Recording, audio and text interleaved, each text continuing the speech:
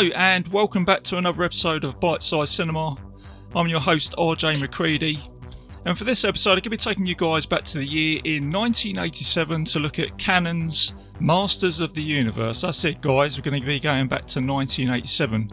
But today I have a very special guest. He's a podcast legend. I've been listening to his show for 4 years. It's Dan Bone from the podcast on Haunted Hill. How you doing, Dan? Hey, I'm doing really well. How you doing, RJ? Yeah, it's great to have you here, mate. It's, as I said before, mate, I wouldn't be here if it wasn't for you. If we didn't meet in that queue going to a John Carpenter gig all those years ago. I know, funny how things work out, isn't it? And now here I am appearing on your show, which is fantastic. Yeah, no, like I say, mate, it's good to have you here. I was going to say, mate, was if you just want to tell us a little bit about your show, because there may be some people listening to the show. I don't know how many listens I actually have, but there might be some people who don't know about your show. So do you want to tell us a little bit about the podcast on Haunted Hill? Absolutely. So yeah, we're the podcast on Haunted Hill. It's me and my buddy Gavin, and we generally put out 1 to 2 shows a month, about 2 to 4 hours each. Yes, that's right, 2 to 4 hours each. We are very self-indulgent.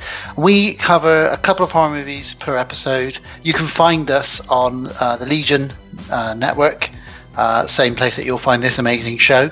We're on Facebook too, and YouTube, all the usual places. And Gav and I just like to have a lot of fun. Sometimes a beer or two. We talk absolute nonsense. Nicolas Cage sometimes joins us. Not the real Nicolas Cage, obviously. Yes. And that's kind of me, really. I've been doing the show for about coming up to 7 years now, believe it or not. That's crazy. Wow, man, that's pretty good. Yeah, like I say, I've been listening to your show now for about 4 years. And I've got to say, mate, I've really enjoyed it. I've picked up a few tricks from your show as well for Bitesize Cinema. But yeah, no, man, it's been good, and there's been quite a sort of there's a good little family there as well, isn't there? There's like other people that listen and interactions and everything. It's a bit. Yeah, we have a good little family on the podcast. Well, as we call it, the Haunted Hill family. Yeah. And we said, wasn't it? You said if it was going to be a pub, it'd be like the Haunted Hill pub, and we'll sort of congregate down there. Oh, that'd be fantastic! If only. Yeah. And the other thing I was going to mention, Dan, you've done a bit of acting as well, haven't you? You've been, you and Gav have done like independent movies and stuff like that. I just thought I'd talk about that. Yeah, of course. So Gav and I set up many years ago Deadbolt Films, which is an indie film production company, and we wrote a bunch of scripts. Some feature length, a couple of sort of very short ones. We did make a couple of features, one of which I was one of the main characters in. I played a very silly cop called Craven who thought he was the next John McClane. Yeah. And I've done a few little bits here and there. I do love acting, but I'm more comfortable behind the scenes with the writing and stuff like that. And the reason I do a podcast, RJ, is I've been told I've got a face for radio or a face for podcasts. Well, so I'm with you there, buddy. Yeah, that's a common trope with me. I've said I've always got a good face for the radio. I'm doing really well with that. So I'm not even sure about that sometimes, you know. No, it's good stuff, man. It's brilliant. Like I say, that's the thing I like about social media, is that you can meet people like yourself, you know, because I think, funny enough, when I like to talk about horror, not everybody that I know likes to talk about horror, if you know what I mean. And then yeah. I can come on to like listening to a podcast and meet the guys on Legion, and we've all got the similar sort of interest, if that makes sense. So, indeed, yeah. And I mean, we cover horror mainly, but we do sometimes branch out and cover some of the more sci-fi, fantasy, cult movies. I'm very jealous of your show because you do cover, I said to you recently, you do cover such a broad spectrum of movies that sometimes I feel Gav and I should push it a little bit. I don't know if I'll get him to cover Masters of the Universe, but I can certainly try one day. Well, you've steered the ship on a few occasions, mate. I think, especially with your latest one, Leprechaun. He sounded pretty enthusiastic with that. Yeah, I had to really give Gav some positive vibes on that one because he wasn't feeling it too much. Well, you've taken him through the Critters franchise, mate. I reckon you can do anything. Do you know what I mean? It's a wonder that he still A is a friend of mine and B wants to podcast with me with some of the crap that I've put him through. Honestly, I do apologise, Gav. I do apologise, my friend. I love you. You get on just fine, guys. I love it, and that's what I like about your show. You both love horror, but you're both two different people, if that makes sense. And the way you talk to each other just bounces off really well. So that's a bit of feedback there for your show from me, mate. So thanks, keep doing RJ. what you're doing, buddy. Yeah, keep doing what you're doing, man. So so shall we have a look at Master of the Universe then and talk about all its glory? Indeed, yeah. Are we going to go into a trailer then? Yeah, so let's go to Eternia. Let's go to Castle Grayskull. Let's play you guys a trailer, and we'll see you soon. At the far end of the universe, there is a planet ruled by a being of utter evil.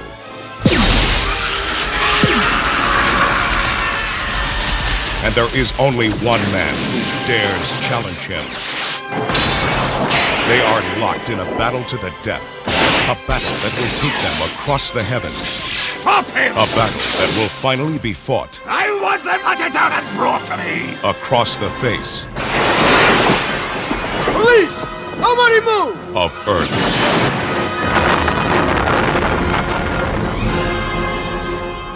I think I'm gonna need some backup. Can you show us the way? No!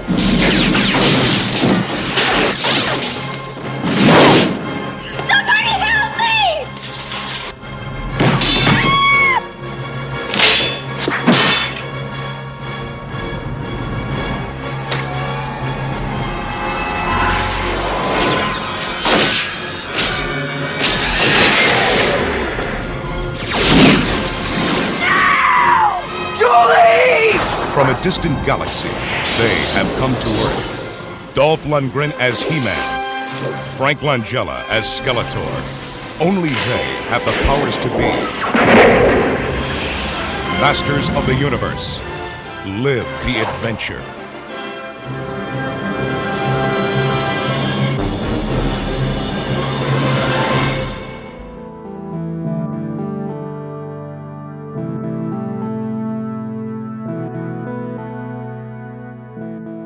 And welcome back, guys. So the synopsis of this film is a heroic warrior He-Man battles against evil Skeletor and his armies of darkness for the control of Castle Grayskull. It's a PG, it's got 106-minute runtime, and it's got 5.4 on IMDb. I think that could be a little bit higher than that, I think, but there you go. That's a shame. Yeah, but it's become a cult movie now, isn't it? This It has. And it's almost like films that didn't do well at the box office. It's almost like they do become cult movies, don't they? In the end, it's seems to be one of those things, doesn't it? Well, to quote you, in the last couple of episodes you've done of your show, and I really agree with this actually, you said you don't agree with a film's success being attached to the amount of money it's made. Oh, yeah. Because Masters of the Universe did make some money, but the toys it was based on were the highest selling toys, and I believe one of the highest selling toy lines of ever, really. So this movie had a lot to live up to. And it just didn't do as well. But like you say, over the years, there's many He-Man fans out there, people our age that grew up with He-Man, and you get a bit of a soft spot for this movie, really. Yeah, absolutely, mate. It's a fun movie, and yeah, like what you just said there, I do try to back up a movie like that. If it hasn't made enough money, it's not that it's a bad movie. It still made $17 million at the box office. And that is in 1987. And when you look at the other films that were out in 1987, there's quite a lot to go to the cinema, isn't there? And the other thing is, people only had the option to go to the cinema back then, didn't they? So they could only spend their money on sort of one thing, I guess, you know. So, but yeah, no, it's become a cult movie. It was directed by Gary Goddard, and looking on the internet, this was the only film that he directed. He didn't direct any other movies. Yeah, he didn't do an awful lot with his career. No, I think he made a sci-fi show in the 90s. I can't remember what it was. I should have written it down. I think it was Captain Power. You got it. Trust you to know that. Yeah, that was an interesting show, just on a very small tangent, because it was an interactive show. You could buy like a laser tag gun, and you could shoot at the TV, and it would shoot back or something. It was supposed to be this really high concept, but it didn't really work as well as they liked, and it flopped. Oh, right. But yeah, I think. Wow, sounds pretty cool. I can't even remember it, but it sounds a bit like the Mighty Morphin Power Rangers or something like that in that sort of league. But it's written by David Odell, and it was actually the guy who wrote The Muppet Show and The Dark Crystal. Yeah. Yeah, I know, mate. Yeah. Didn't know that. Yeah, Dan, that's bite-sized cinema for you, mate. I already do drugs and stuff up here. And he also wrote Supergirl with Helen Slater as well. Love that movie. That's a good movie, yeah. So, and the music as well, that's worth mentioning. Bill Conti. I think that's how you pronounce his name. He did Rocky.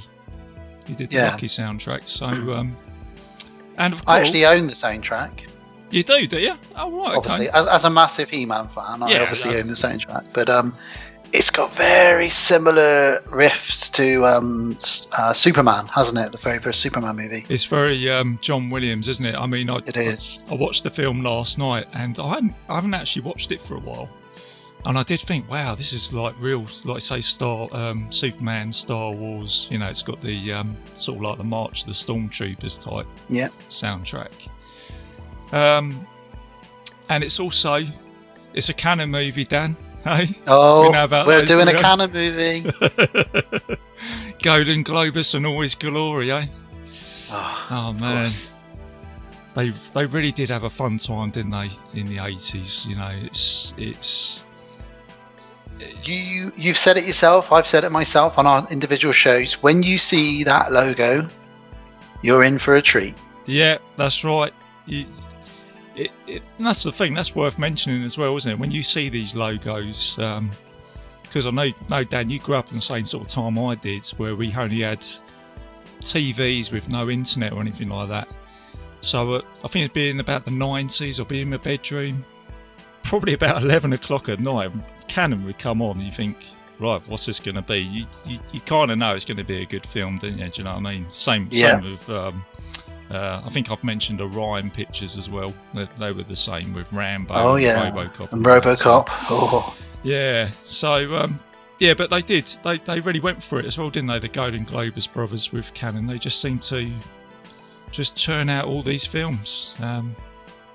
They did, and I'm sure you're going to mention this, but just to say, unfortunately, this was one of the last movies that Canon really did, and this was one of the ones that started their closure, really, wasn't it? They didn't make enough money off of it. Yeah, they got to the end of their sort of career here, didn't they, with this? Was it Superman 4? Yeah, so they put aside a big pot of money to make a Spider-Man movie. Oh, wow. And James Cameron and a few other people were attached to direct here and there. And in the end, they decided, well, look, He-Man's doing really well in the toy aisles, so let's split the money that we would have spent on the Spider-Man movie. Let's put half of it in the Masters of the Universe pot and the other half in the Superman Quest for Peace pot. And unfortunately, both movies failed super hard. Yeah, it's a shame, really. I think out of the two movies, I would have thought that this one might have done a bit better, because the quality of Superman wasn't very good, was it? I mean, that was pretty bad. But with very low budget for that one. Very low budget. But I think they cut the budget on Superman. They also almost pulled the plug on this as well. They did, yeah. Right at the end, didn't they? They almost They did, yeah. The final scenes were very hashed together, because they'd said, we're stopping production on this. You basically got however many days left to wrap up. And they still had the whole huge fight scene between Skeletor and He-Man to film, which is why it looks so strange, I guess, in that there's not a lot of background in there. Most of the crew had been sent home, really. So they just really put together the stunt choreographer Anthony DeLongis that plays Blade in this movie. Oh yeah, that's right. He put together a very, I don't know how quick it was, but they put together a fight scene between him and Dolph Lundgren and Frank Langella, and then he doubled Frank Langella. Anthony DeLongis doubled Frank Langella for a lot of the shots, and they just whacked it together in only a couple of days, because they knew that it was the end, really. They had no money left. Yeah, I did hear that the Blade character, like you just said, he was the choreographer, wasn't he, for all the fights, like you say? Yeah, he's a very cool weapon. His job title is awesome. His job title is Weapons Master, and he's been in lots of movies, either in the background or just training people. Like he trained Michelle Pfeiffer to use her whip in Batman Returns. Oh, right, okay. He trained Catherine Zeta-Jones to use the whip in the Zorro movie.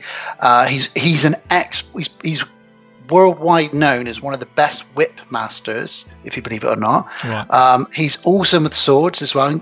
Anything from ninja swords, broadswords, like Dolph Lundgren uses in this. So the guy's like an awesome weapons master. And I did see he does go to a lot of the Masters of the Universe sort of conventions in America. And I saw a clip from a couple of years ago where he had his wife hold an apple, or maybe she was holding a match, and he lit the match with the whip or something crazy like that from 10 feet away. Yeah. Crazy. Still got it. Like William Tell. He was. It's funny it's called Blade, because when I was watching it last night, I thought that he reminded me of one of the characters out of Blade 2, if you know what I mean. You know, where they sort of form an alliance. The Blood Pack. Yeah, he just reminded me of one of the vampires in that. And it's just when I watch these films, I'm always like this. I think, oh yeah, that's like that, or that's like from that film. Yeah, no, totally. Always link things in. I always link things in. I'm the same. I'm just always doing that. Do you know what I mean? I can't help myself. And the other thing it reminded me of, well, we get into this later on when we review the movie.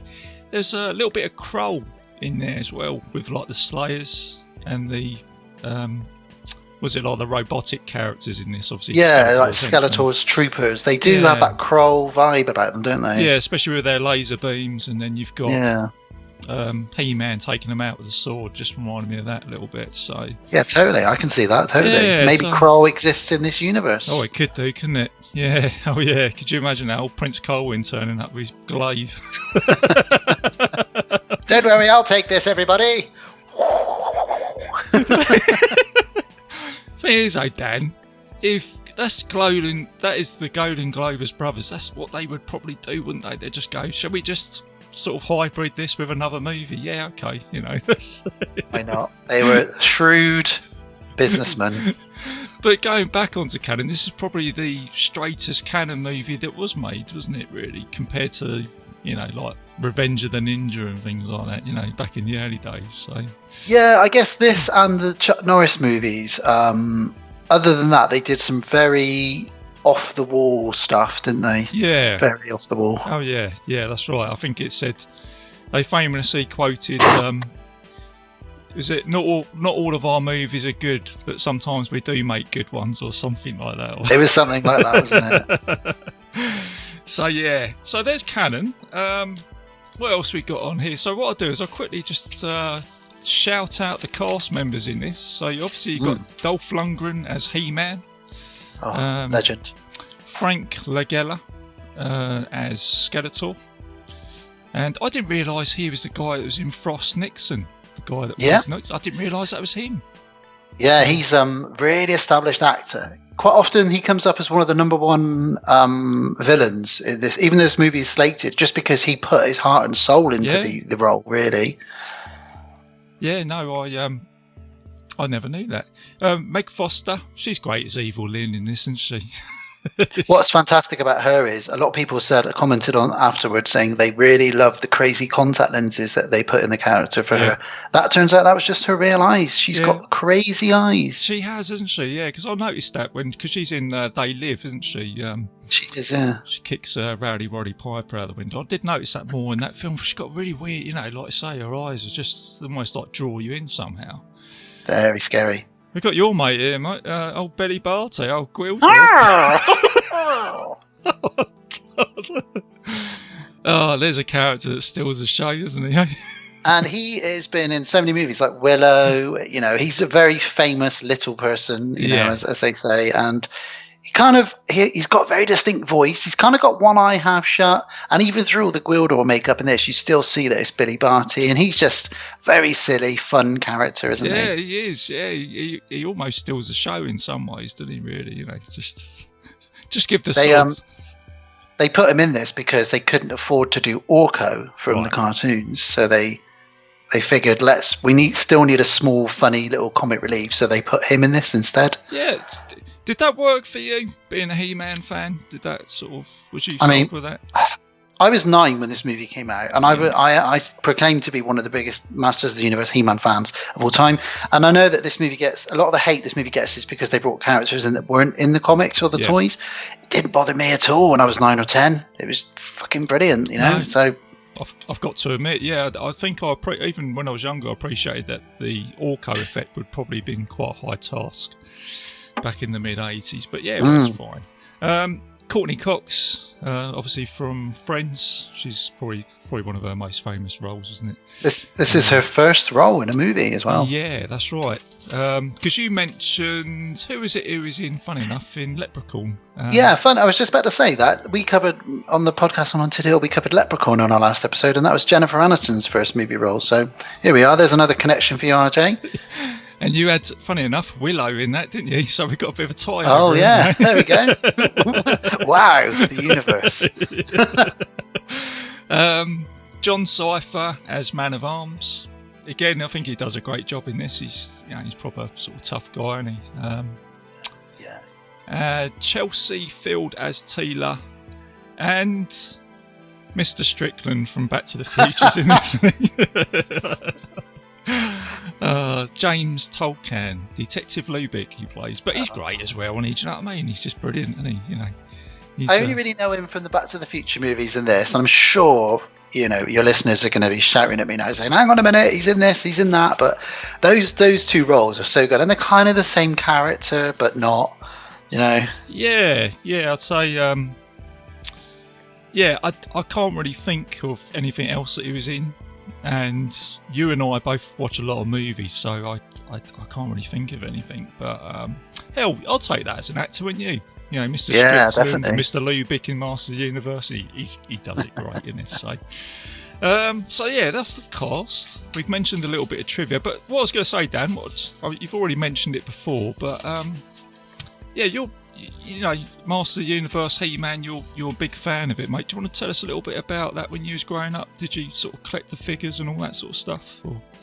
Yeah, 100%. I mean, so I was born in 78, so He-Man was released, I believe, 83, 84, the cartoon came out, and the toys about a year before that. And for some reason, my parents just bought me them, and it became this obsession for me.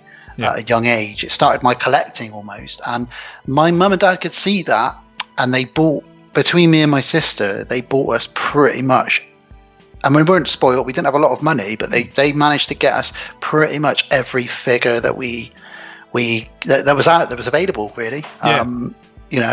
Even my sister got into the She-Ra stuff as well.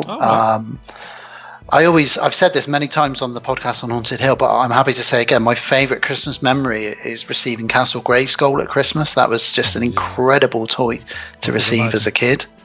I can imagine that. I could absolutely imagine that. I imagine that is a very, very good memory of yours. It's such a great toy, wasn't it, back in the day? I mean, I didn't have any He-Man. I had Star Wars, so I think you kind of had one or the other. But it was kind of like that, wasn't it? Yeah, my cousins had He-Man, and they were great. They're really, really well made as well, weren't they? Do you know what I mean?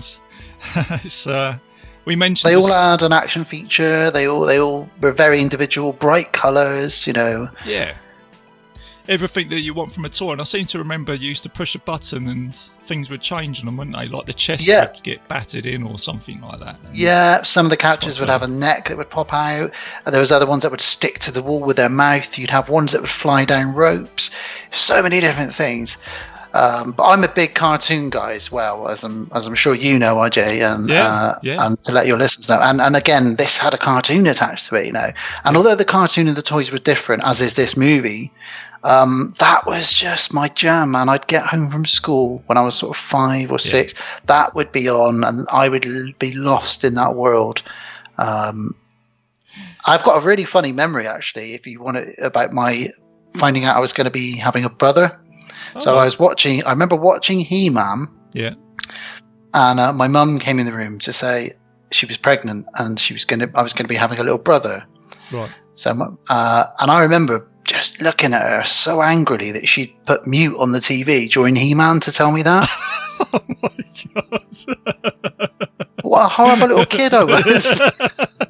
Dan, you horrible kid. I'm watching He-Man. Crazy. Man, yeah. But that thing is, though, mate, that's what you do when you're a kid. Sometimes you just don't realise, and that's how much these cartoons mean to you as well, doesn't it? I mean, as much as you love your brother, obviously, but it's just, do you know what I mean? That is, I suppose, in some ways, the power of these, the cartoons and toys. They and what have that means the to you. power. Oh, yeah, bloody hell. There's no pun there at all. But yeah, no, that's great, man. I was going to say something then, but what was I going to say? Did you? So you were Star Wars. You didn't have many of the toys. Did you watch the cartoon? I watched the cartoon. Yeah, I think, like I say, it was just for Christmas. I was into the Star Wars, so I had all the AT-AT and the Millennium Falcons. But yeah, loved the cartoon. I think everybody was watching it back then. I seem to remember it being on quite a lot during the summertime, wasn't it? You remember when it was on the summer holidays? You used to play it. Yeah, it was always on about 3, 4 in the afternoon. Yeah, Skeletor was just one of those villains, isn't he? As well, he's up there. Everybody knows who he is, whether you've seen the cartoon or not. Everybody's just like, oh, Skeletor. That's it. That's a great impression of him. Hey, man. Thing is, though, he's a good bad guy, isn't he? Do you know what I mean? And I think with He-Man, the bad guys are just as good as the good guys, if that makes sense. Do you know what I mean? They're glorious, aren't they? Yeah, They're kind of a bit better, badass, oh yeah. But yeah, just amazing times with all that. Because hang on, sorry, mate, I'm losing my bloody Freddy.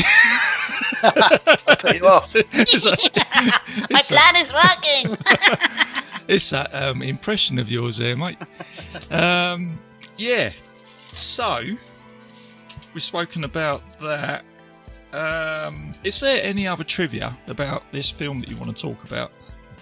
A couple of little bits, if you wouldn't mind, if I may be so bold. Yeah. Couple of funny bits. You may not know. You may, I don't know. But there was a character in this movie called Pig Boy. Right. Yeah, I did read about this, but yeah, carry on there, mate. Yeah, tell us this story. I like this story actually. Yeah. So Mattel in the 80s ran a contest. Mattel made the Masters of the Universe movies, and they ran a contest and said, enter the contest, and the winner gets a role in the Masters of the Universe movie. Yeah. So this one kid called Richard Sponder, yeah, he won it. Obviously, extremely excited. Kid who was probably 8 or 9. He's getting flown out to appear in the Masters of the Universe movie. By the time he got there, they'd already pulled the plug on it. They had no budget left, so they put him in a pig mask and put him in the background. Yeah, I did read this story, mate. I thought, God, you imagine this kid, eh? He got a credit in the end credits, Pig Boy, and his name, and he's kind of because I'm in the He-Man community, which sounds as nerdy as it is. Oh, yeah, and he's kind of one of the cult characters that he's talked about. He's in the canon. He's in the storyline. Everybody knows him. He's got a backstory now that's been written by the fans over the years. Oh, Pig right. Boy. Okay. What a strange name, isn't it, for a He-Man character? You know what I mean? In fact, all the names they use, just Pig Boy. You know what I mean, for this kid. I would have bought him. I would have bought Pig Boy. Yeah, he's. Yeah, I suppose characters like that do become cult and iconic. And the funny thing is, now after I read that, when I watched the film yesterday, I couldn't sort of not see it. If that makes sense. All the times I watched this film, now I watch it, I think, oh, there he is, there's Pig Boy, so I can't not see that now. But no, it's great, man. A couple of other little tangents that I know you'll love, because they're linked to other movies. Oh, right, okay. So during some of the chase scenes with He-Man on the hoverboard, which we'll talk about when we cover the movie, they used, again, they were just trying to save money, so they bought and reused miniature buildings from Ghostbusters 2 and Blade Runner in the background. Oh, I didn't know that. Oh, that's quite interesting. Yeah, okay, right. Yeah, I do like that. I do like that when they tie over, and that tends to happen quite a lot in these films, having reviewed it. Especially the canon movies where they're just trying to save all that money. Yeah. Save that money. I mean, the other bit, I mean, we both know this, was there was going to be a sequel, wasn't there? And it's the Cyborg movie with Jean-Claude Van Damme. Jean-Claude Van Damme, because that was Jean-Claude Van Damme. Yeah, exactly. I can't do an accent. You're doing a better accent than me there, Dan. They actually used all the sets and costumes and all that, and yeah, they'd written out it was going to be called Masters of the Universe 2: The Cyborg, and the Cyborg was going to be Trapjaw from the cartoon, and the toys, the guy with the metal jaw, and he replaces his arm with different weapons. But like you said, they ran out of money and they ended up pulling the plug and really churning out really quickly that Van Damme movie, which is kind of a good movie in some ways, bit of a cult movie. Yeah, it doesn't get much love, does it? But I think I've watched it once or twice and it don't look too bad. I think if it was actually a He-Man sequel, I think it would have been quite good. I agree. Because it's probably got some slightly better set designs. This is the weird thing. The set designs in Cyborg look quite good. I can picture that, being Eternia and them running around. Yeah, absolutely. With Van Damme. He gets a short straw sometimes, doesn't he? He's another one. Me and you were talking yesterday about Nicolas Cage, but Van Damme's another one that we take the mickey out of, but we love him really, don't we? Yeah, I think that's it. Yeah, like we said about Nicolas Cage, we all take the mick, but we do all love him. Yeah, I love Nicolas Cage. Man. He's just pure. He's just pure entertainment, isn't he? I think him, Van Damme and Nicolas Cage, they're two of the same sort of character, aren't they? Really. Imagine those two in a movie together. Oof. Oh man, yeah. Could they squeeze him into Tiger King somehow? Oh my God! Van Damme, can you imagine? Maybe Van Damme could play the tiger. Well, yeah, he's done that before, hasn't he, with the Predator in some sort of prawn outfit or something, hasn't he? So a bloody shrimpy prawn outfit. That is something that he's familiar with, isn't it? So the only other bit of trivia I wanted to mention, and again, this is for you, I picked this up, and you will know this, I'm sure, but it's another Friends connection. We've talked about Courtney Cox, we've talked about Rachel, Jennifer Aniston, but in this movie alone, in the Masters Universe, you've got Courtney Cox, who was Monica from Friends, and the Sorceress is played by Christina Pickles, who played Monica's mum in the Friends series. So there's your other connection. I didn't know that. No, I didn't really know that. Obviously, I knew about Courtney Cox and Jennifer Aniston, but I'd never really watched Friends. So I wasn't really familiar with it. But, okay. Nice little tie over there. Yeah, so there we go.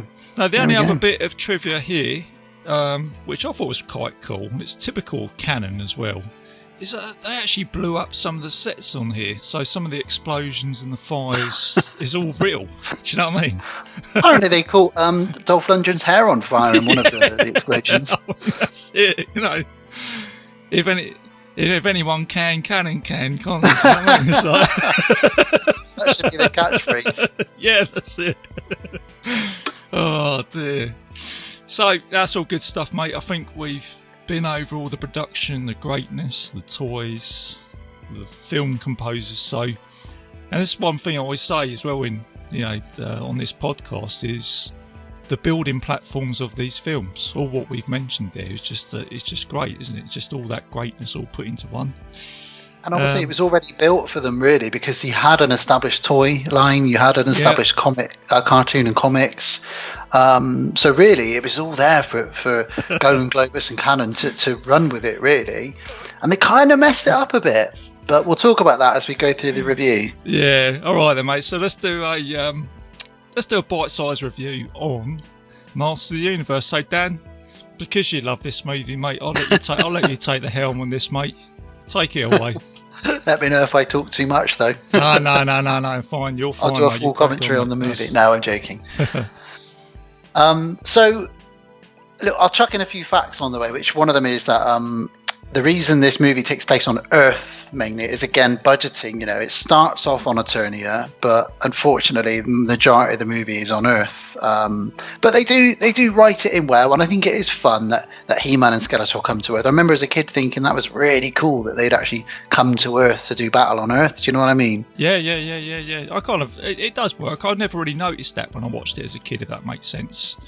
It was only this week that I read that, and I thought, oh right. But when I watched it, it didn't really do any harm to the film.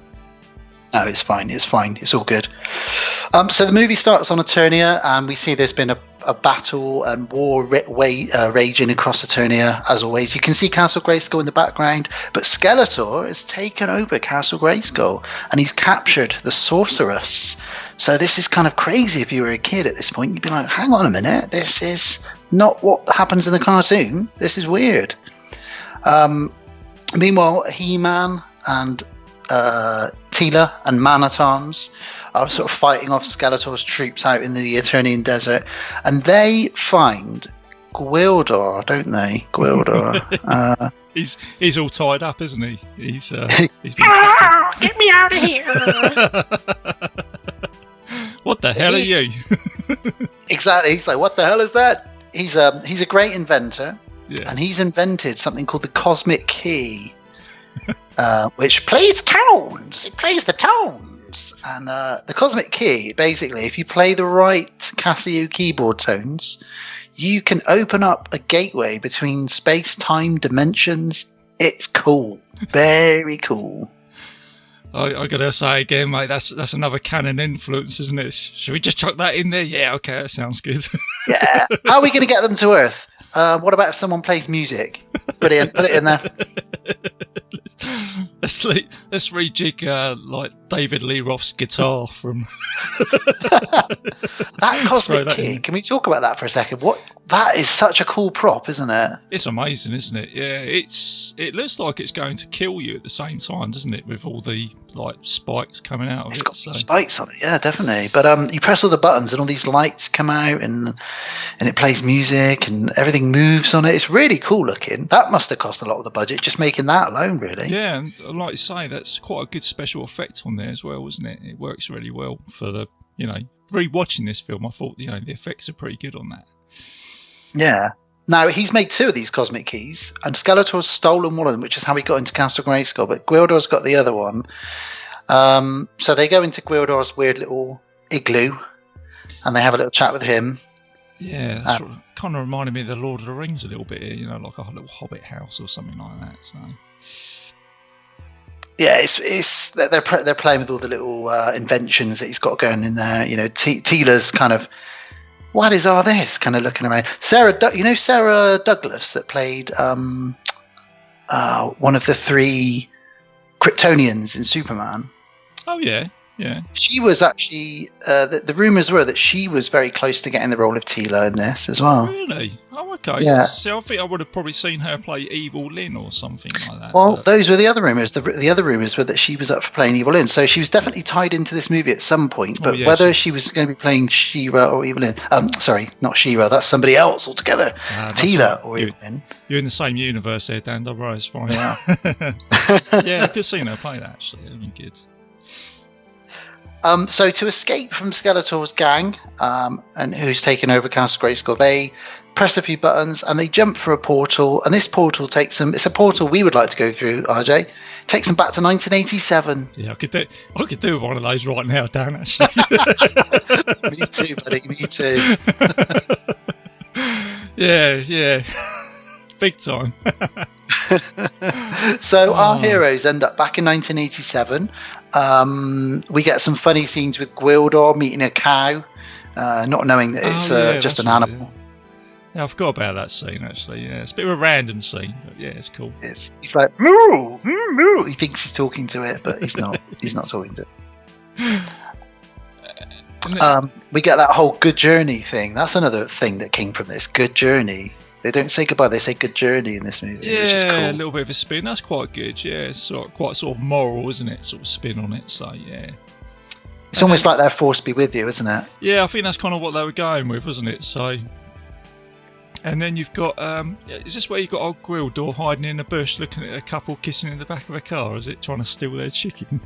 Well, you think he's looking at the couple, but he's actually looking at their chicken in a bucket, isn't he? He's got that grapple hook, isn't he?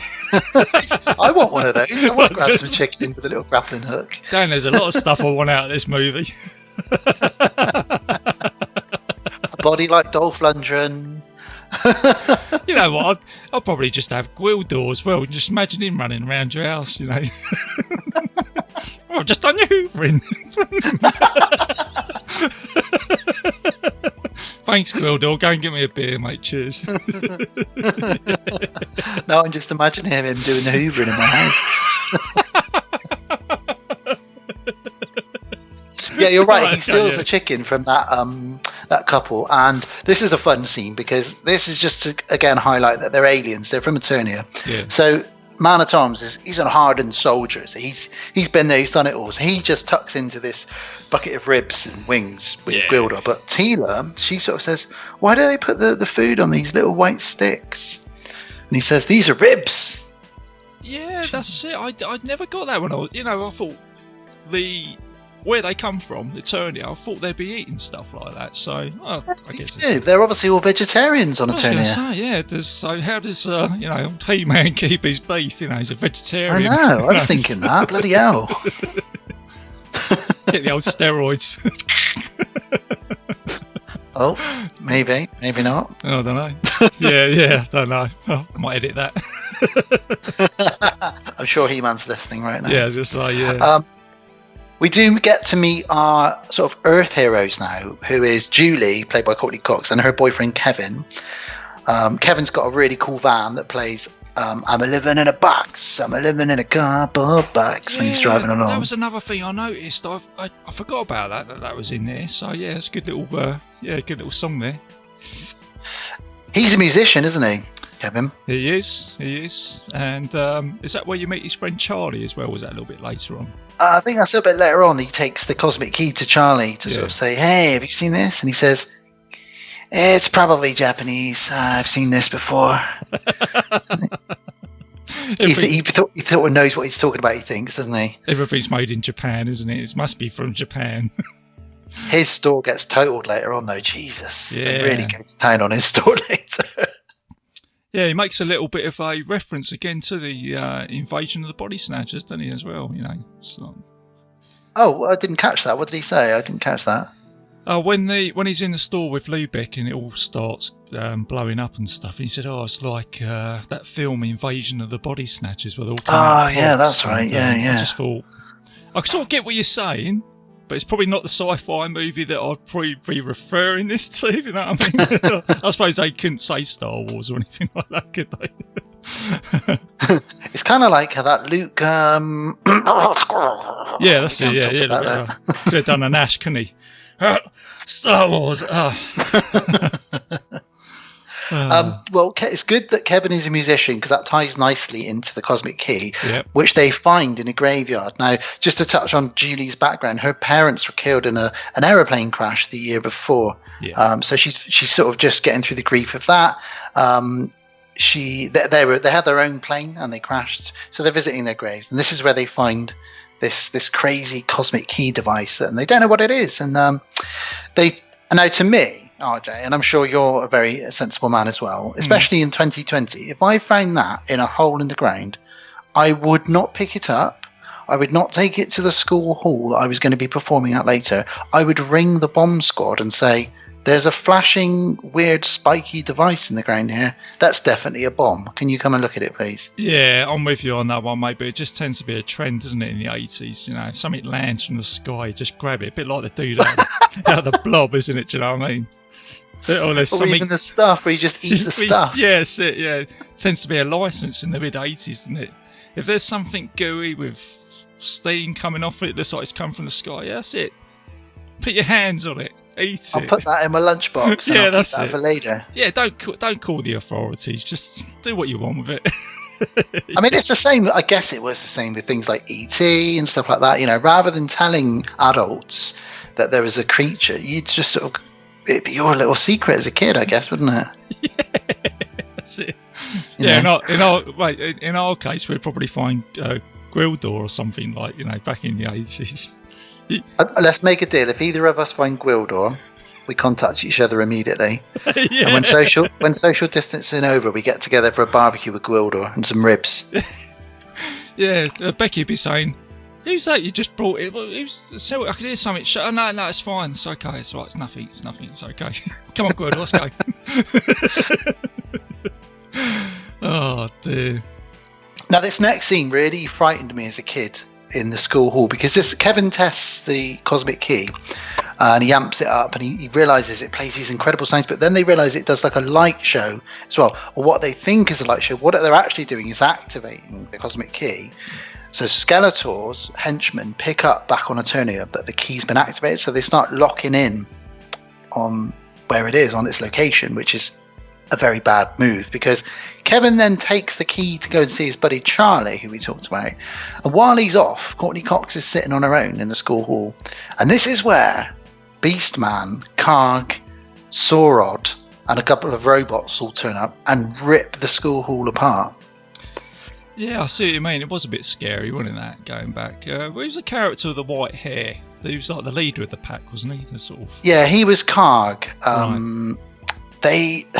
There was a weird argument behind the scenes where they couldn't put some of the characters from the toy line and the cartoons into it. So they did invent a couple of characters like Karg. He wasn't never in any of the other ones. Right. And he's kind of a bit of a wimp, isn't he, really? He sort of cowers away from everything. I was thinking, Beastman reminded me of Teen Wolf, you know. He is insanely scary in this moment. That was the bit that scared me the most. When he's chasing her and she climbs under the stage and then she throws bleach in his face. I just think, God, that's so terrifying for a PG movie. Yes, it's a borderline horror movie, isn't it, really? Just covered over by sort of fans. I always find fantasy can cover over the horror elements, can't it, in some ways? Indeed. Beastman doesn't hold back in this movie. He grabs the janitor in the school and he sort of palm slaps him in the nose about 3 or 4 times, throws him through a wall. You know, these guys don't mess about. My favourite character out of these henchmen, apart from Beastman, is Saurod, the guy who's like got a lizard throat and he's got a laser gun. Yeah. The one that gets killed, in fact. I was very surprised that he got killed, actually, because I thought he's pretty good. You know, he's a pretty good character, actually. You know, I thought there's something about him. He's probably the one who reminded me more of like one of the characters from the animated series, if that makes sense. He was really cool toy. He was a good toy as well on the toy, because they only made out of all of these new characters, they only made Saurod, the guy we've just talked about, and Blade. Right.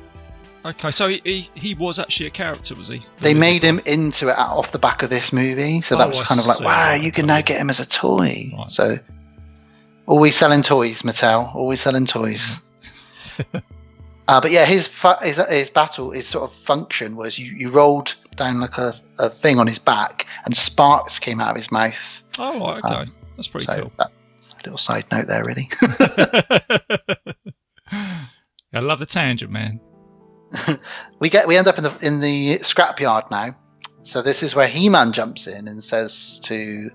So we haven't seen He-Man for quite some time now. So this is where He-Man jumps in to save Courtney Cox from all of these guys, and she immediately thinks he's a baddie because he's dressed in leather straps and has a giant sword. You probably would think that at that time. I thought you just experienced when you know what I mean. Some guy with a big sword comes out, and you're sort of, whoa. Dolph Lundgren is amazing in this. I know that his accent was a little ropey, and I know that his acting was questionable, but he was built for this role. He's 6'5", absolutely huge bloke. Very strong, very flexible. He's an international karate champion. It's just phenomenal in the role, really. Yeah, I'm with you on that one, mate. I think he does it great. That's one of the things with this film. I think he really plays the He-Man character well. I think he does. I couldn't really see anybody else at that time play He-Man. No way, man. And weirdly, he didn't. After making the movie, he kind of regretted it for about 10 years, saying, "Oh, I was just playing a toy, a piece of plastic." But now he realizes how iconic it was, and how it did help his career a little bit. Obviously he did Rocky and a bunch of other movies, but this movie he felt for a while killed his career because he couldn't get any decent movies after this for quite some time. Yeah, because he would have been obviously Drago, wasn't it? Yeah, Rocky Ivan Drago. 4. So that obviously came out before this, wasn't it? I'm trying to think now. I should imagine it just did. Yeah, I can find out now. So I suppose a lot of people would associate him with the bad guy, wouldn't they? So, Yeah, and apparently Stallone, who he was buddies with, but they kind of had this like rivalry. Apparently Stallone came to set one day about a week or so into them filming the movie. I think it was during the scrapyard scene that we're just talking about now, actually. And he did say, he went up to the director and quite loudly in front of Dolph Lundgren said, "You gave that guy lines?" Yeah, that's right.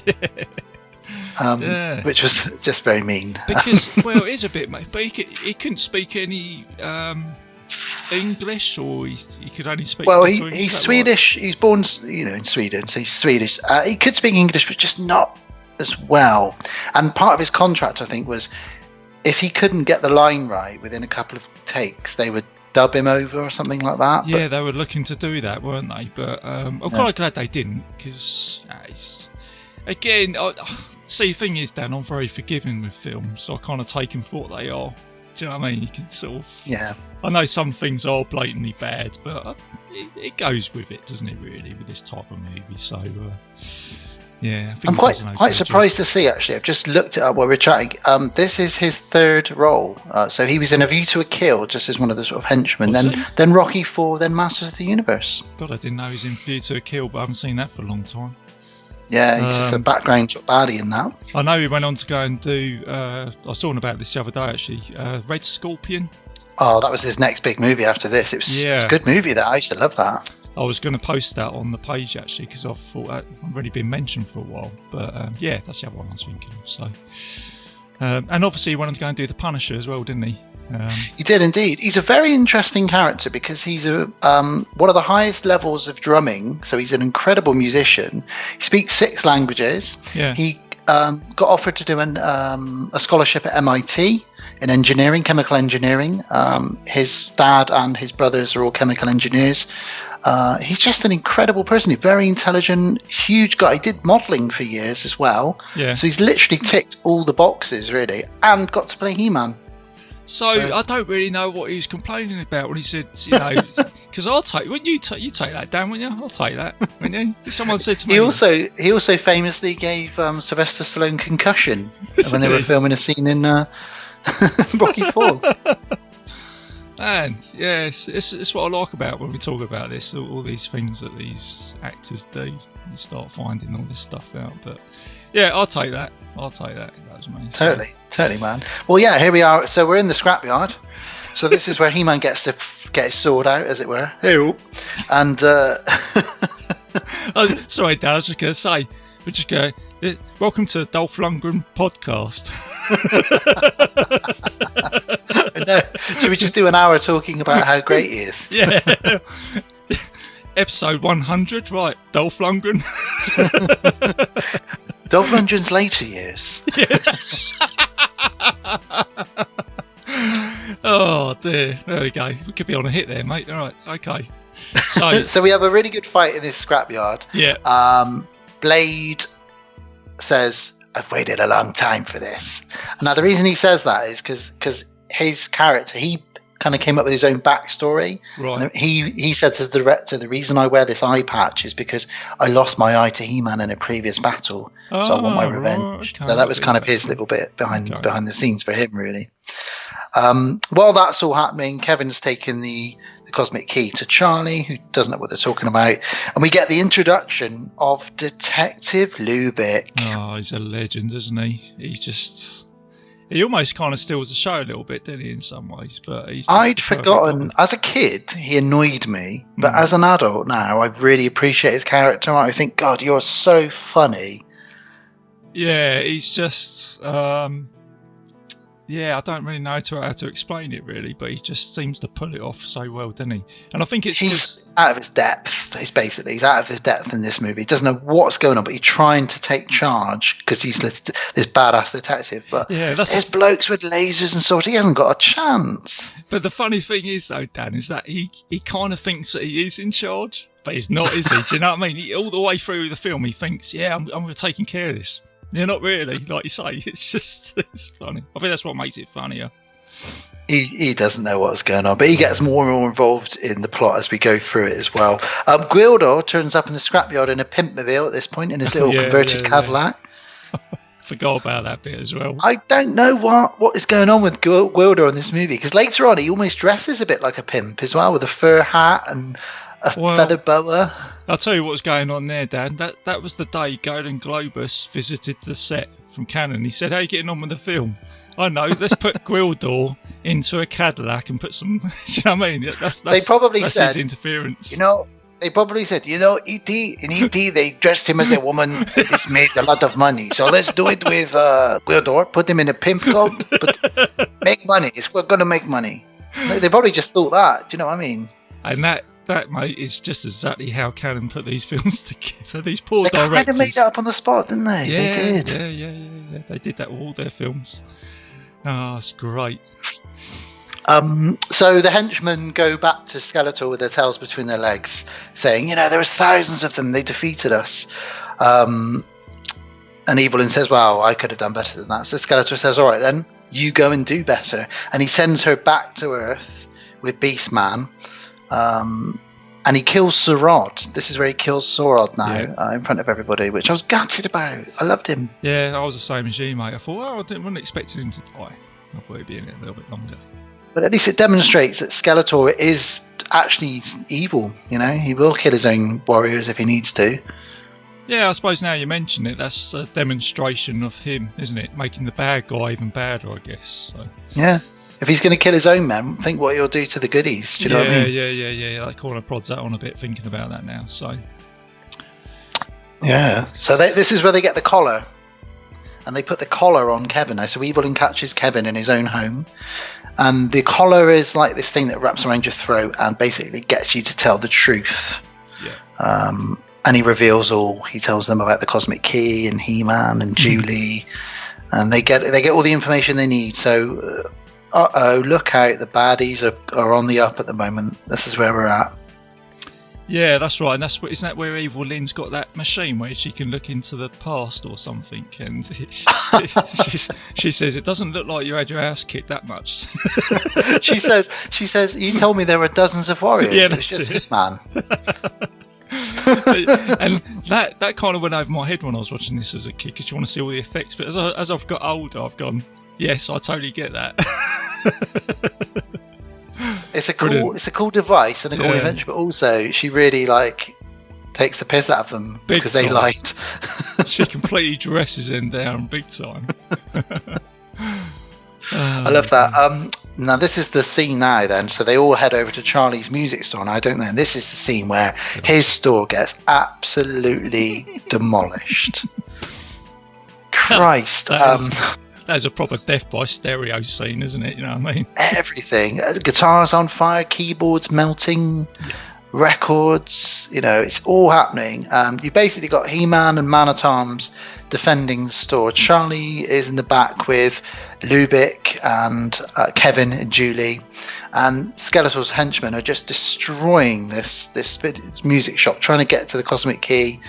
And Evil Lynn tricks Julie here by disguising herself as her dead mum. And that's that's quite a creepy scene as well, I thought, when I was a kid, because just very creepy the way she sort of draws her in, and then she just changes, doesn't she? So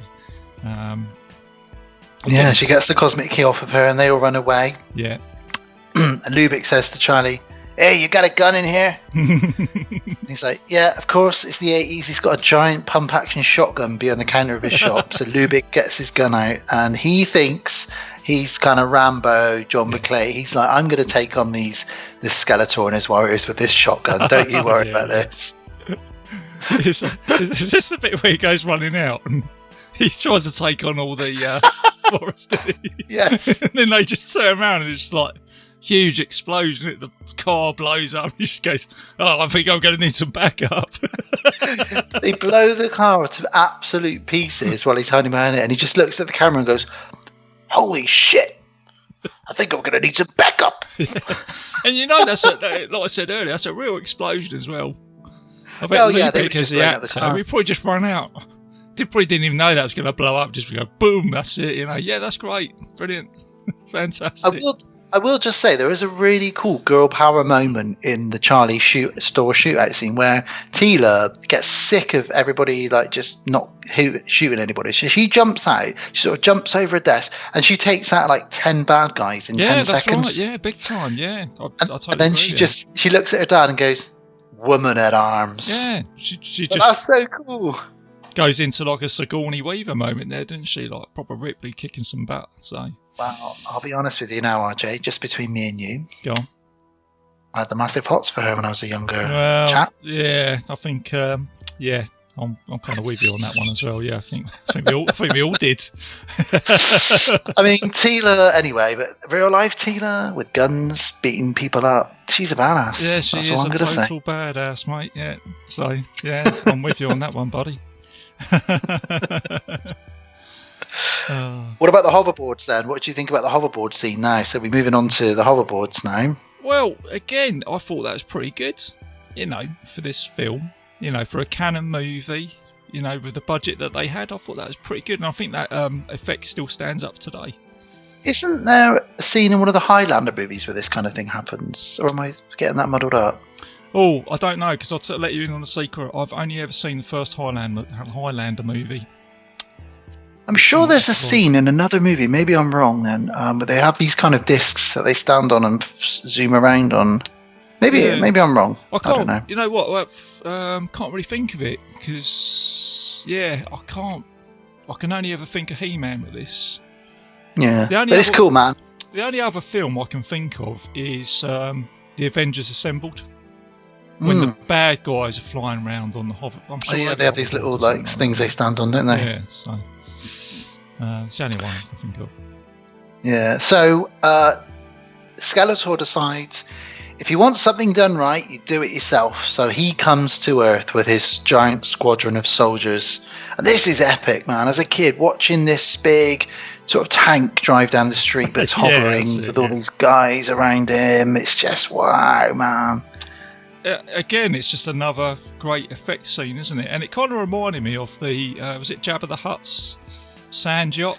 It is a bit like that sand barge thing that he rides in, isn't it? Yeah. He's kind of like, I guess they were kind of trying to they were copying Star Wars a little bit, and they definitely tried to point Skeletor's direction more at Darth Vader, didn't they, with the black robes and... Yeah, bit of an amalgamation of all that, so... You definitely could feel that there. Skeletor ends up shooting a couple of people. He-Man gets knocked off his hoverboard after taking a few guys out. There's some aerial acrobatics, which is really cool. And then Julie, Monica from Friends, gets shot in the leg. And she gets this green slime growing out of her leg, which doesn't look very nice at all. That was pretty nasty. I thought that looked pretty grim when I saw this as a kid. Again, it's another sort of horror moment, isn't it? I thought her leg is all sort of ruined and, like, say, green and pussy. Man of Tom says, it's a particular gift of Skeletor's that he gives to people, So it's obviously something that Skeletor does. He shoots you and infects you. He gives you gangrene, I guess. Watch out. He-Man gives himself up. He allows himself to be captured if he lets everybody go. So they take him back to Castle Grayskull as a slave, because Skeletor is very happy. He says, if I kill him, I make him a martyr. If I keep him as a slave, they'll do everything I want, because I've proven to them that I've taken down the most powerful man in the universe. So he takes him back to Castle Grayskull. That leaves our hero stranded on Earth. So Kevin explains to Gwildor that he is a musician and he can recreate these tones that are needed to open up a gateway. So that, combined with Gwildor's technology and inventor and brain, they can do it. So he goes off to get a Casio keyboard from the shop. Good old Casio, can't beat it. Good old Casio. Put it on demo mode, RJ. Pick yourself up a watch along the way as well. Get that old calculator watch on there. Brilliant. And he sort of, I love this bit where Gwildor's like, he plays the buttons like boo boo boo. He's like, oh, fascinating. And he's like, brr, brr. It's like, I had no idea you had such inventions on this planet. It's like, dude, it's a keyboard. Come on. You've invented a cosmic key and you're impressed with that. It's funny, when I was watching this yesterday, I kept hearing you doing that impression, if you know what I mean. When I was watching, I thought, bloody hell, I knew you was going to start saying that when we got to this bit. It's the tones, Kevin. The tones. He's just tapping any old key, isn't he? Just. It's ridiculous, really. Oh, but they man, recreate brilliant. the tones, which is fantastic. So they're going to come to Castle Grayskull soon. But before they do, we get the whole sort of Skeletor whipping He-Man. It's quite homoerotic at this point. We've got Blade whipping He-Man with this electric whip, and Skeletor is sort of wanting to watch him suffer, and everyone's very afraid. You know, Skeletor's gone full on evil here, and then he gets the power, because He-Man has the power, but Skeletor gets the power at this point. Yeah, is this where he's got all the gold costume on and all that? Oh, he's pimped himself out. Yeah, I was just waiting for Prince to turn up and start doing a song or something like that. Do you know what I mean? Oh, dude. He turns around when he's got the gold on. He says, "I am a god," and he's got this huge spiky gold stuff all over him. He just looks insane. And again, as a kid, that never bothered me. It didn't bother me that they didn't look like Skeletor. It was a whole new story that I was watching, do you know? So yeah, but like I say, being a fan of the, toy franchise and all that, so. Totally, man. Now, my favourite little bit for Lubick is where he decides he's going to take charge, and just as he jumps into action to try and stop the wall, they press the right tones on the keyboard, and they all get sent back to Castle Grayskull and Eternia, including Lubick, who's like, what the hell is going on here? I'm in this giant castle. Half of the cars come with them as well, because it only took like the surrounding area. And he's in the middle of a shootout in Castle Grayskull now. Yeah, I suppose the penny's only just sort of dropped here with this. When I think about it, he's a bit like Jack Burton, isn't he? Lubick.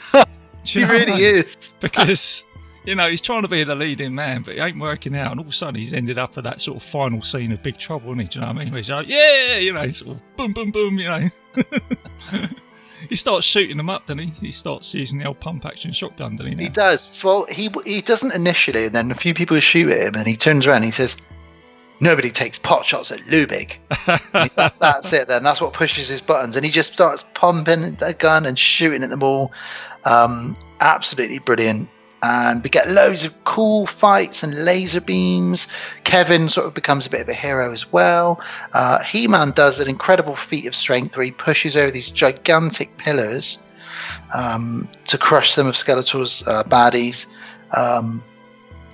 And all of a sudden, Golden Globus walk in and say, "That's the end, guys. You've got 2 days to wrap up." So this is the final. I know. This is where we have the final scene now. Could you imagine being the director on this film and him coming in and saying that? You think, what?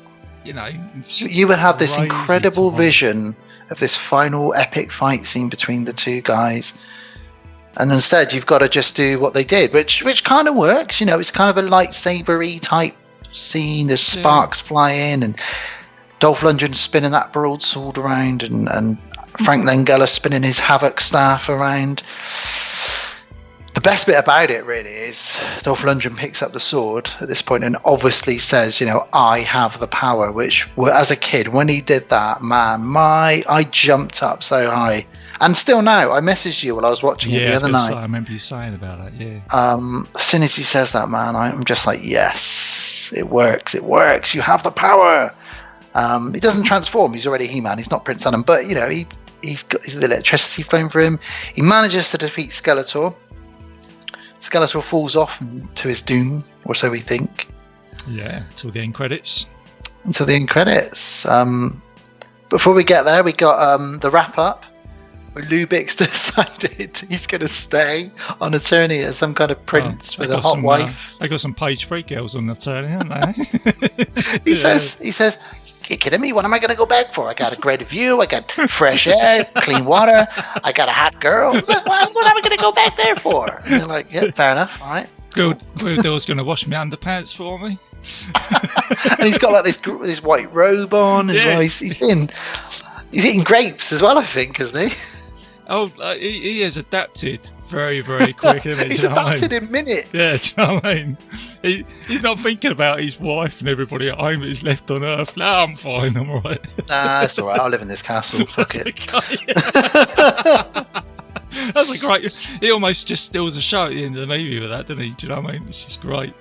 And again, he's become another character behind the scenes that fans over the years have really thought about. Some fans have thought maybe he became other characters, or he stayed around, became like an advisor, or like a sheriff of attorney and stuff like that. So there's loads of stuff you could do with that, really, if you wanted. Yeah. It's pretty cool. We get a really touching scene now, and I think this is done really well when they send Julie and Kevin back to Earth through the dimensional portal. They all say good journey to each other. You know, we never say goodbye, we say good journey. Yeah. And what Julie and Kevin realise is they've been sent back the day that her parents got killed in the plane crash. That's so right. she's able to stop that. It's almost a Sam Beckett Quantum Leap moment. She's about to put right what's went wrong. Yeah, it's got the same feel to it, isn't it? And she does. She steals the keys so they can't go up in the plane. She goes off to meet Kevin, and that's kind of the end of it, isn't it? Yeah, it ends on a happy note, doesn't it? And then, like you say, you've got your final bit there, Dan. I'll let you tell this. Was it the old... I've got the power. I don't really know where they were going with this, but I assume they thought Frank Langella would come back, or they'd do a sequel. I mean, they knew they'd do it. They were trying to do a sequel, but after the credits, we get we obviously get He-Man first of all, just before the credits, say again, I have the power. And that's the epic bit. But after the credits, you get Skeletor without his hood pop out of some sort of red liquid, who's obviously at the bottom of this pit that he's been thrown down, and he looks at the camera and he gives an Arnie quote, doesn't he? Yeah, that's it. It's like you say, they obviously thought they might have a sequel or something like that for it, but I guess in some ways it kind of leaves it open, doesn't it? Really, so.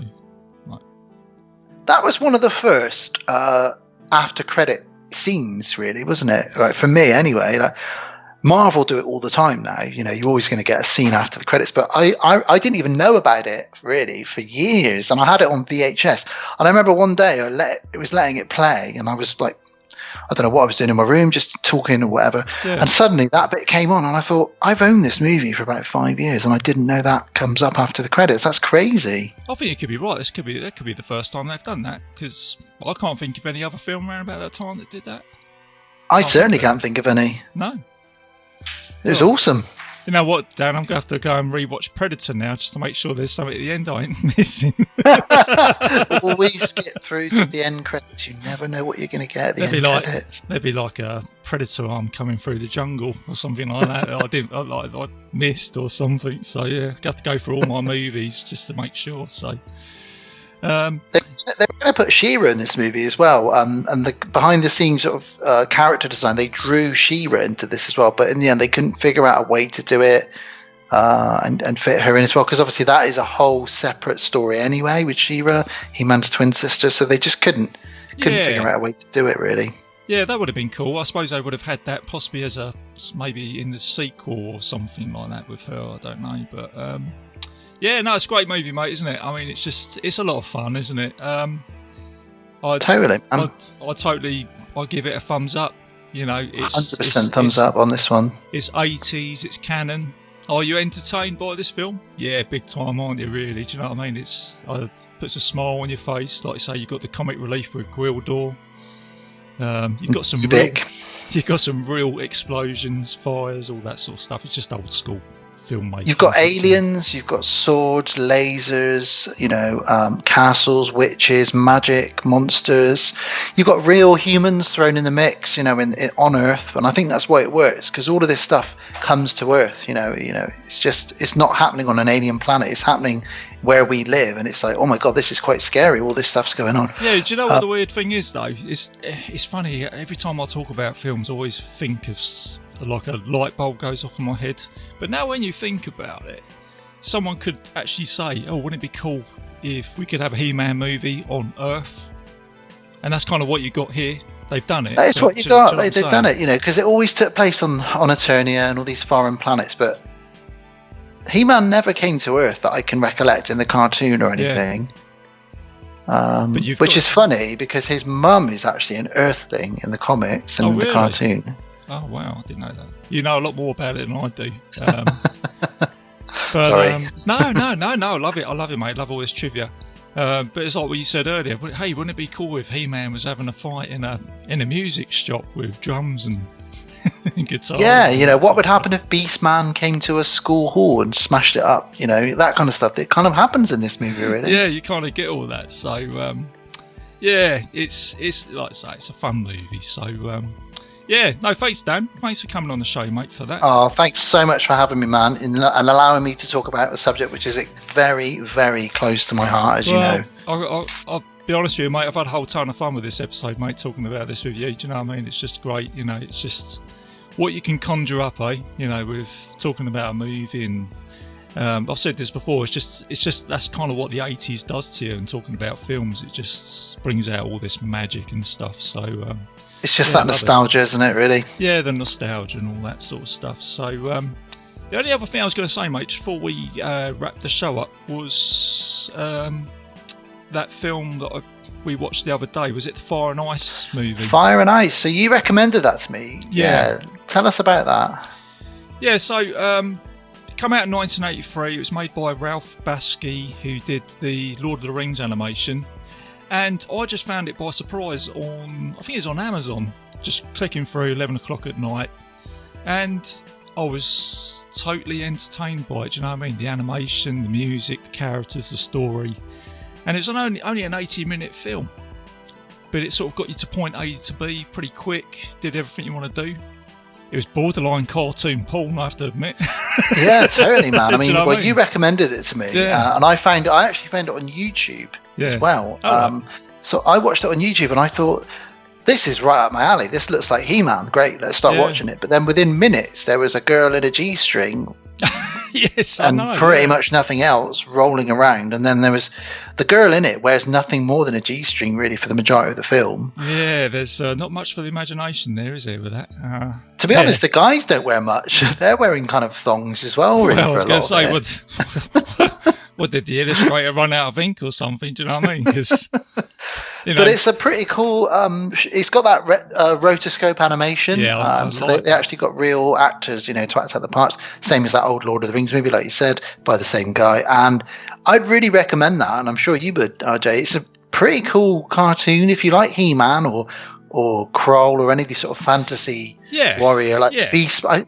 Weren't you watching the Beastmaster the other night? Did I see you watching that as well? I watched that as well the other night, And again, I think it was Mark Singer who plays the lead character, and he's someone else who's like He-Man, isn't he? Similar sort of thing. Well, talking of which, did you see what I was watching the other night? I was watching Conan the Destroyer the other night. I'm a big fan of that film. I love it. It's so bad that it's good, isn't it, that movie? I think the thing that saves it with that is probably a little bit of the humour. The soundtrack I quite like. And Grace Jones, man, she's badass in that movie. Yeah, funny enough, Ricky Morgan from How I Mean, he commented, didn't he, on your... He said, how to make an instant bad guy. Put a toxic crusader mask on a wrestler and tell them to do a spinning airplane move or something, which is pretty much what happens in that movie. That's what I like about Rick. That's just off the tongue for Rick. It's just something he'll just come out and say. Do you know what I mean? He's a funny guy. He's got away with words. That guy's he's a poet. He is a poet. But the other one I was going to mention as well, when you was talking about She-Ra, is Red Sonja. Yes, of course. It's kind of like, for me, when I rewatched it because I did a review on it, and I thought, well, God, you know, it's more like a sort of He-Man movie. Do you know what I mean? With Schwarzenegger and I've forgotten her name now. Bridget Nielsen. Yeah. So again, that sort of genre. So, I think if they had have put She-Ra in this, I would like to have seen Helen Slater that played Supergirl. Because she's canon actress anyway. I'd like to have seen her play She-Ra in this movie if they'd have done that. Absolutely, yeah, she would have pulled that off totally, yeah, big time. So could you again? She's that? Another massive 10-year-old crush for me. You know, when I was 10, she was.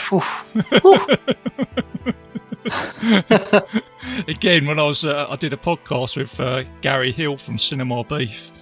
And he said something like that. He said, he's a big Helen Slater fan, isn't he? Yeah, he said... I've heard you talk about that woman many times. Yeah, and I agree. And I agree with every word you say, my friend. He said, if your balls up and dropped as a 12-year-old... He did say that. He did say that. That was his catchphrase. Oh, good old Gary. He really That'll be on his tombstone, Gary. Yes. That's going in your tombstone. He's as dry as a bone with that whip, man. It's just hilarious. Oh man. So there you go. I think maybe that's a good one to wrap it up on. Yeah. Well, maybe we should say good journey. Yeah, good journey. Good journey. So yeah, like I say, thanks, Dan. Before I do some admin and all that sort of stuff, the other thing I was going to say, Dan, if you want to come back on the show, and there's other films you want to talk about, because the world's your oyster, mate. If there's anything you want to talk about?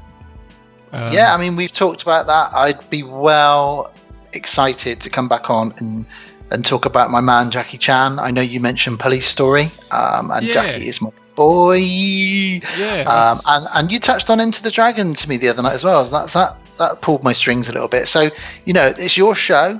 Yeah, You let me know, I was but thinking I'm happy to come back on, man. we'll put those aside for you and have a look at the Enter the Dragon and Police Story, because I know, again, that's one of your... I know you're into martial arts and that sort of stuff as well, so I know that's your bag. And Yeah, man. didn't you say that you visited a Jackie Chan set or something like that? Or I've met Jackie Chan 5 times, weirdly. have you? Oh, I Yes, didn't know I that. have. Oh, wow. Oh, okay. Yeah, I'm in the Jackie Chan. Well, I was in the Jackie Chan UK fan club Right. many years ago. It doesn't exist anymore. And I wrote some articles for the magazine, the UK magazine, the Jackie Chan fan club magazine. And I got picked, along with about 6 people, to go to Hong Kong for Chinese New Year to this big fan party that he throws. Right. And I went along. They paid for all the flights. They paid for the hotel. Wow. So Jackie Chan basically flew me out weirdly. I don't know how it happened. It's really, like, when I tell it out loud now, it feels like a stupid dream, but it happened.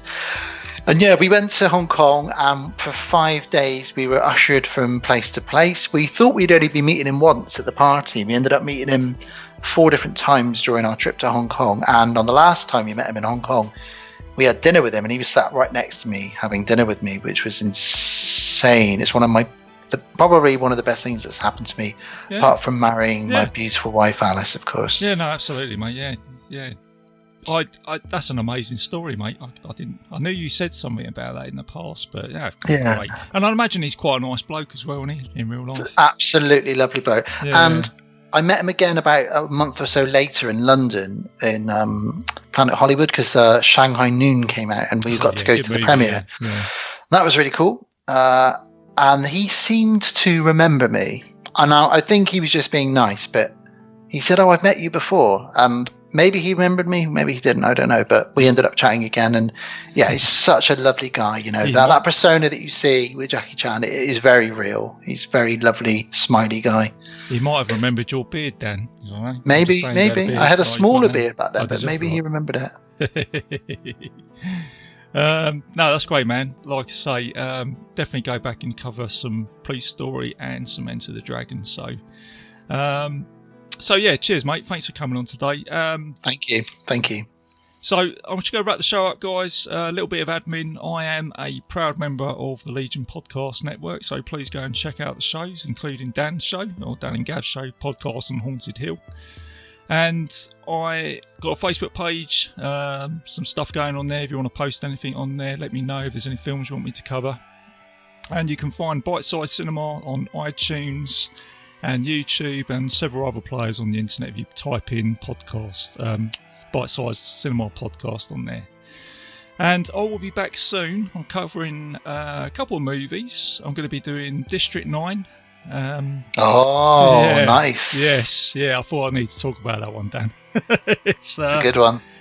And I'm also going to be doing Taken with Liam Neeson. Yeah. I'll be tuning in for that one. And I'd thought I'm going for something a little bit different here. It's a film that doesn't really get spoken about that much, I don't think. It's a weird film.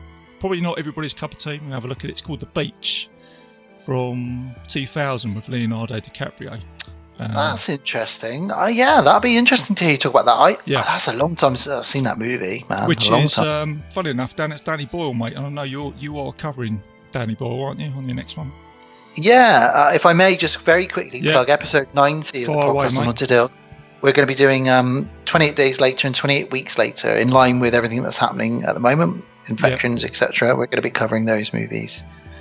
Yeah, so like I say, a little bit of a segue. I quite like Danny Boyle. I think he's certainly got a signature to his films.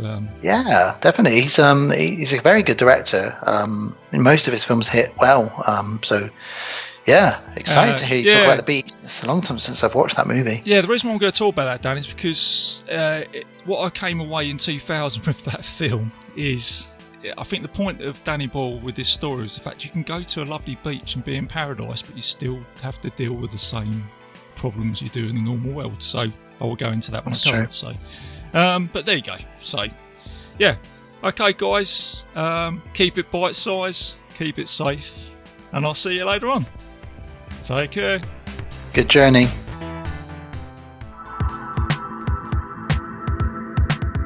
If you enjoyed this show, then make sure you check out the other great shows on the Legion Podcast Network, like Cinema Psyops, Cinema Beef, Devour the Podcast, Duncan and Bo Come Correct, Exploding Heads Horror Movie Podcast, Friday the 13th, Get Slayed, The Hellming Power Hour, Hello, This is the Doom Show, Hero Hero Go Show, Kill the Cast, Underwater Kaiju from Outer Space, Jerry Hates Action, Legion After Dark, Mental Health, Obsessive Cinema, Discourse, Pick 6 Movies, the podcast by The Cemetery, the podcast on Haunted Hill, the Psychosemantic Podcast, Rick Radio, House of Wax, Dude Looks Like the 80s, Rabbit and Red Radio, the Shadecast, Short Bus Cinema, 2 Drink Minimum Commentaries, the VD Clinic, Who Will Survive Horror Podcast, and Witch vs. the Doomsday Clock. With such a wide spread of shows, there is guaranteed to be a niche for you to fall in love with.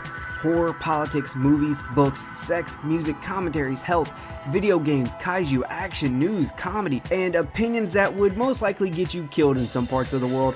We are proud to bring you some of the best podcasting in the world. Check us out at www.legionpodcast.com, iTunes, Spotify, Stitcher, YouTube, and any other dark corner of the internet where podcasts can be found.